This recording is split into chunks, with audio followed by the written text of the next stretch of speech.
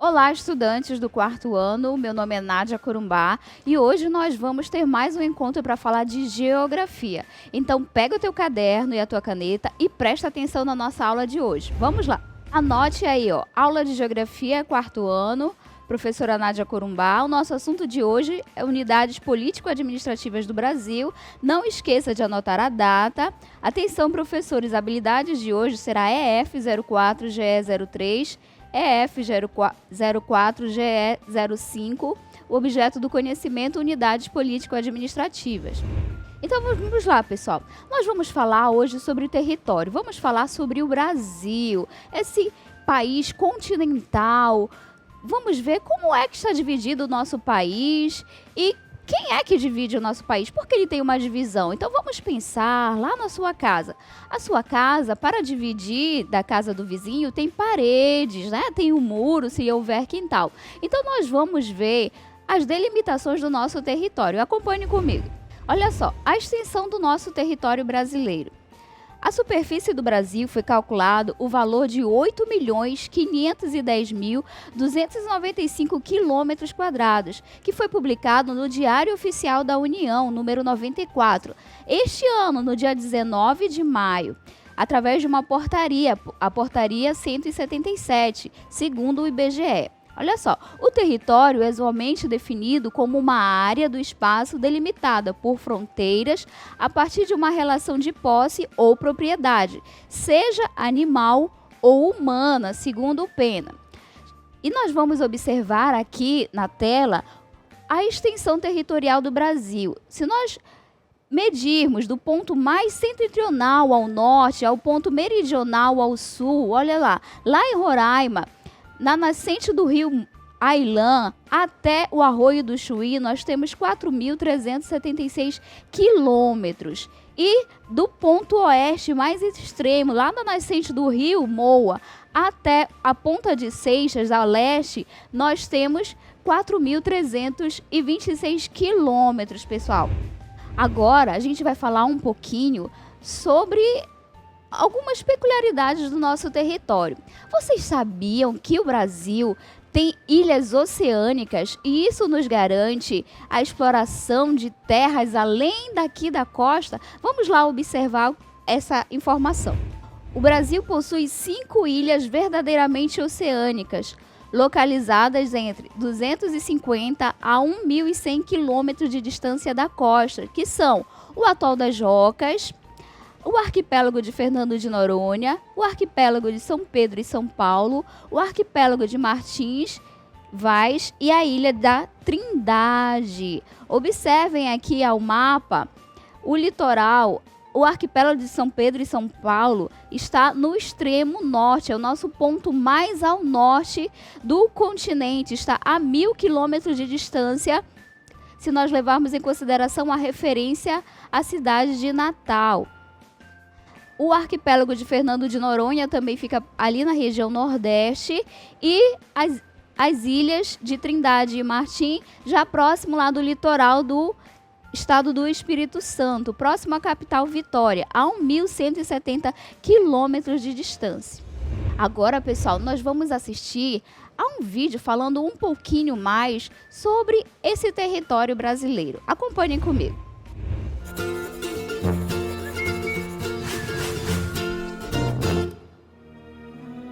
Olá, sejam bem-vindos ao IBGE Explica. Hoje saberemos mais sobre o ponto extremo norte do Brasil. Sabe aquela expressão do Iapoque ao Chuí? Muito usada quando queremos nos referir ao país todo numa só frase? Pois é, saiba que ela não está certa.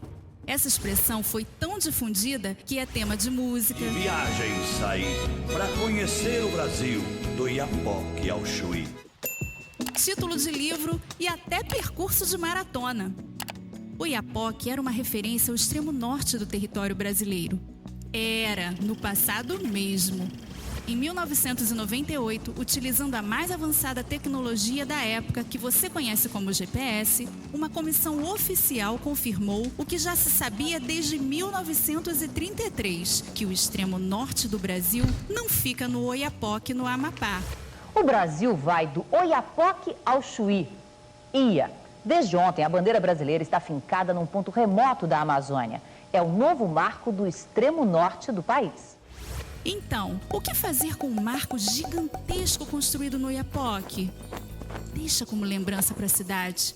Mas o que são esses marcos? Esses marcos são uma forma de materializar as áreas limites de um território.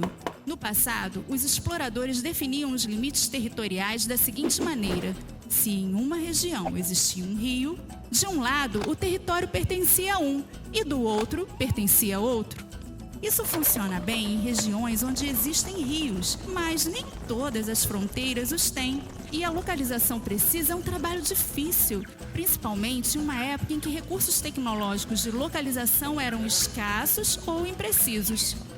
Entendeu agora por que os marcos são necessários? Depois da confirmação em 1998, o IBGE foi convidado pelo Ministério das Relações Exteriores para participar de uma expedição oficial para construir um novo marco para o extremo norte do país.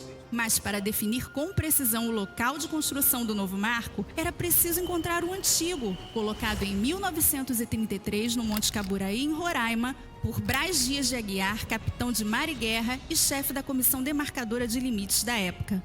Mas achar algo que estava ali há mais de 80 anos não foi um trabalho muito fácil. A floresta úmida e a chuva que não dava trégua atrapalhavam a instalação dos acampamentos. Além disso, o acúmulo de muita matéria orgânica durante tantos anos pode ter encoberto o marco, que acabou não sendo encontrado.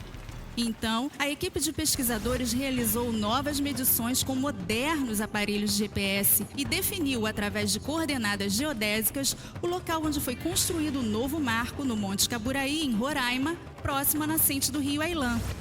Essa definição foi feita utilizando os mais modernos instrumentos de medição e foi acompanhada por representantes oficiais, tanto do lado brasileiro quanto do lado da Guiana.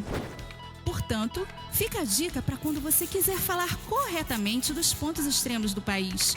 O Brasil vai do Caburaí ao Chuí.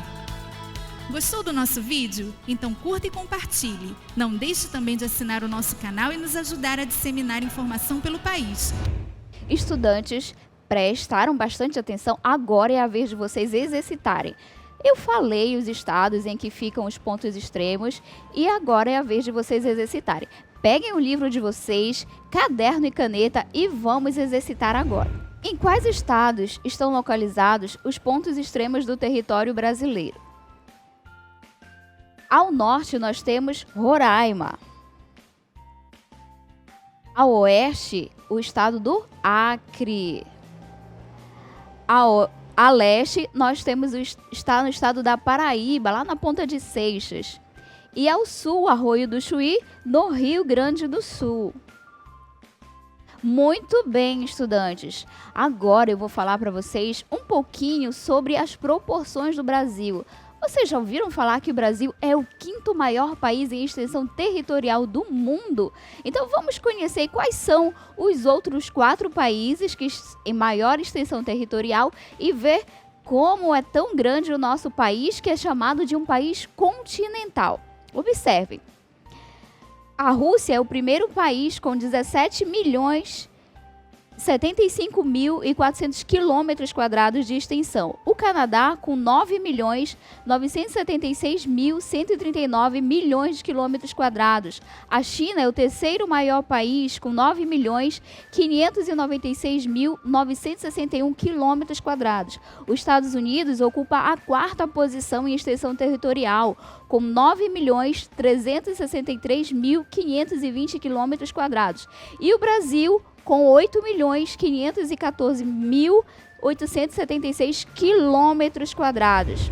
Bom, agora nós vamos falar um pouquinho sobre esses limites. Nós vimos no vídeo que quando existe um rio, este rio pode servir como uma fronteira entre os países. Então vamos entender o significado de limite e conhecer um pouquinho sobre uma peculiaridade de uma fronteira entre 3 países aqui da América do Sul.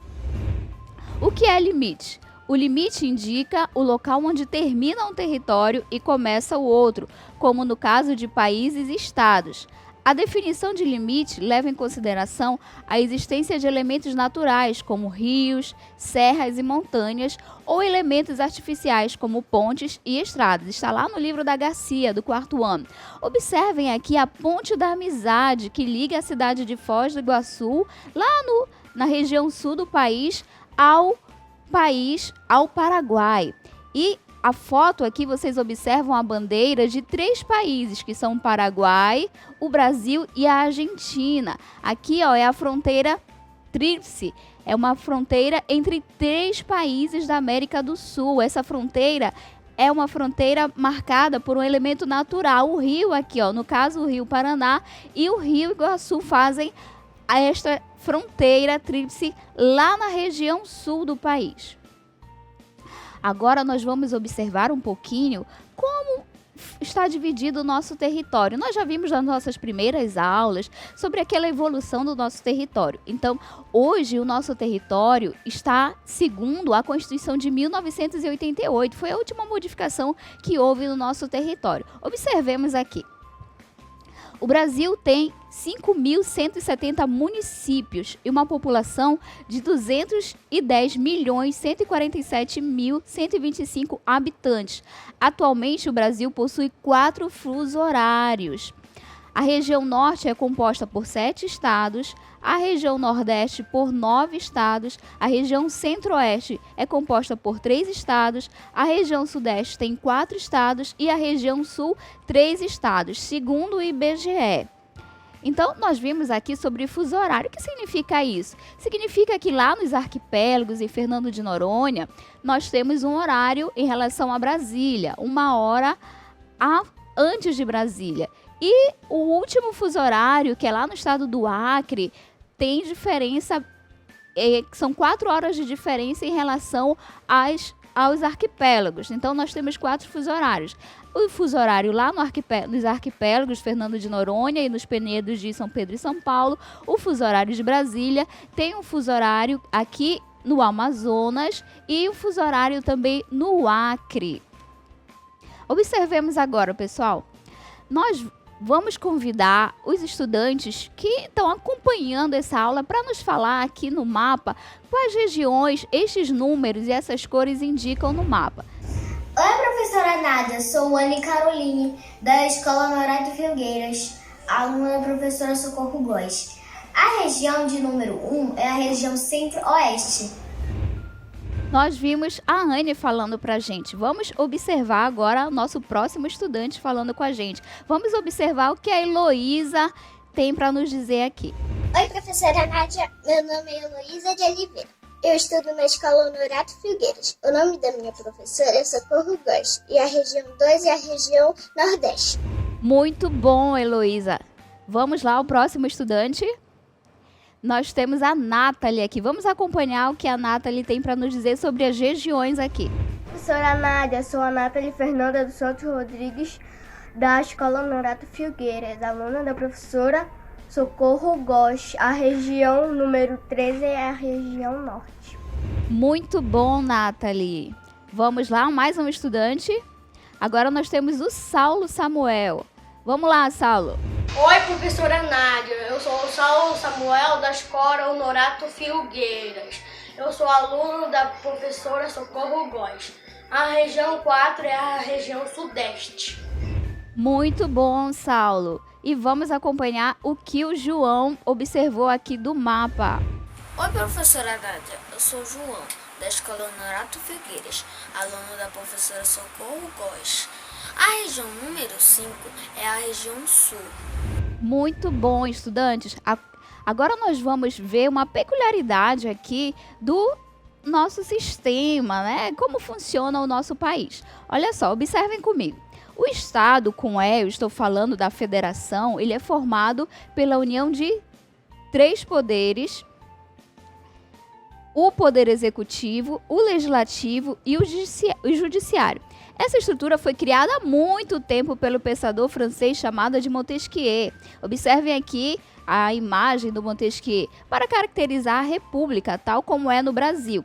Então nós temos o poder legislativo, que é aquele que se preocupa em elaborar ou modificar as leis. Ele é exercido aqui pelos vereadores na nossa capital e também pelos deputados estaduais, pelos deputados federais e pelos senadores. Temos o Poder Executivo, que é aquele que se preocupa em aplicar as leis e as políticas sociais. Ele é exercido pelo presidente da República, pelos governadores e pelos prefeitos. E temos também o Poder Judiciário, que é responsável por julgar os crimes, avaliar as leis, se elas são constitucionais ou não.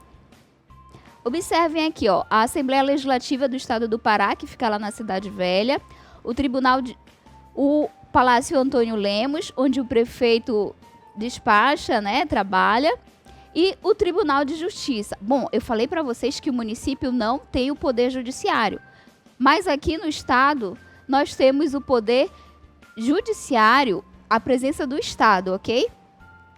Olha só, a administração do município, ela se dá através do prefeito, que é a maior autoridade, e nós devemos tratá-lo como Vossa Excelência ou Senhor Prefeito. E a Câmara Municipal de Belém, onde atualmente há 35 vereadores eleitos. Este ano nós teremos eleições. Aqui eu tenho uma apresentação para vocês, um modelo de como se dá as leis. Ó, por exemplo, a Lei 9.574, que obriga a veiculação de propaganda contra a violência à mulher. Vocês podem obter essas informações nos sites governamentais. Ó, a gente tem uma outra forma de fiscalizar o Poder Executivo, que é através dos conselhos municipais. Aqui a gente tem o Conselho da Criança, dos Direitos da Criança e do Adolescente, o Conselho da Pessoa com Deficiência, do Idoso, e é um conselho bem atuante da nossa cidade, o Conselho também de Educação. Observem aqui as referências, tá? Eu acompanhei Câmara Municipal de Belém, também no site do MEC, do Ministério da Educação, a Base Comum Curricular, o livro da Garcia do 4º ano, a Pena na internet do Brasil Escola e o Estado e Três Poderes. Bom, pessoal, muito obrigada pela participação. Continue estudando e até o nosso próximo encontro.